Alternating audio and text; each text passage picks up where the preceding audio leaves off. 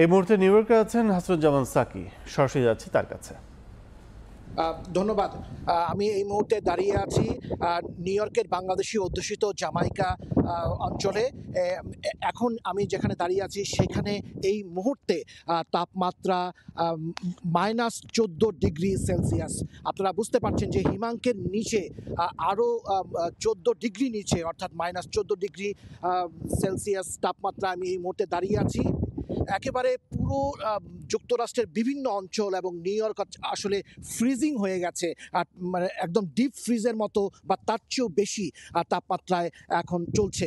স্বাভাবিকভাবেই জনজীবন এখানে বিপর্যস্ত।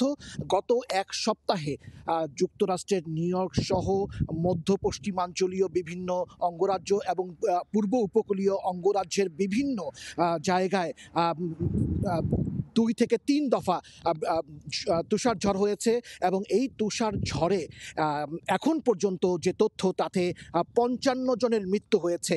আমেরিকার মতো একটি উন্নত রাষ্ট্র, তারাও কিন্তু আবহাওয়া কিংবা বৈরী যে পরিবেশ সেটি মোকাবেলায় কিন্তু এখনও সংগ্রাম চালিয়ে যাচ্ছে প্রতি মুহূর্তে। গত এক সপ্তাহে 55 জনের মৃত্যু হয়েছে তুষার ঝড়ে।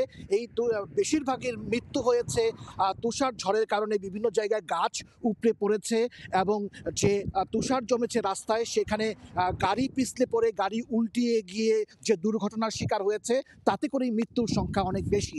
এখনো পর্যন্ত কিন্তু বাইরে কিন্তু হাত রাখা যাচ্ছে না, এত মানে তীব্র শীত এখানে রয়েছে এবং তীব্র তুষারপাত যে 2-3 দিন ধরে চলেছে, তাতে জনজীবন যেমন বিপর্যস্ত হয়েছে, বিভিন্ন স্থানে স্কুলও কিন্তু বন্ধ ছিল।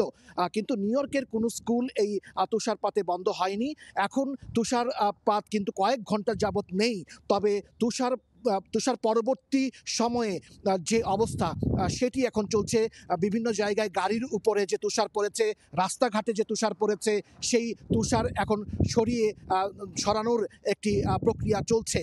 সব কিছু মিলিয়ে এই ডিসেম্বর মাস কিংবা জানুয়ারি মাস কিন্তু তীব্র শীত থাকে। সেই শীতের মধ্যেই এখন নিউ ইয়র্ক সহ বিভিন্ন অঙ্গরাজ্যের মানুষ অবস্থান করছে।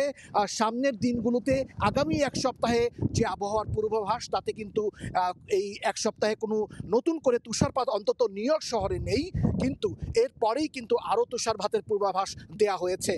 ধারণা করা হচ্ছে যে ফেব্রুয়ারি এবং মার্চ পর্যন্ত কিন্তু এই থেমে এই তুষারপাত চলবে এবং এপ্রিল পর্যন্ত কিন্তু এই শীতকালীন সময়টা থাকবে। সব কিছু মিলিয়ে বিপর্যস্ত জনজীবনের মধ্যেই এখানে নাগরিক জীবন চলছে। এই ছিল আমার কাছে নিউ ইয়র্ক থেকে তুষার পরবর্তী যে যুক্তরাষ্ট্রের অবস্থা, তার সর্বশেষ। আপনাকে ধন্যবাদ। হাসানুজ্জামান সাকি, সময় সংবাদ, নিউ ইয়র্ক। তুষার ঝড় ও তুষারপাতের সার্বিক খবর জানতে এতক্ষণ ছিলাম নিউ ইয়র্কে।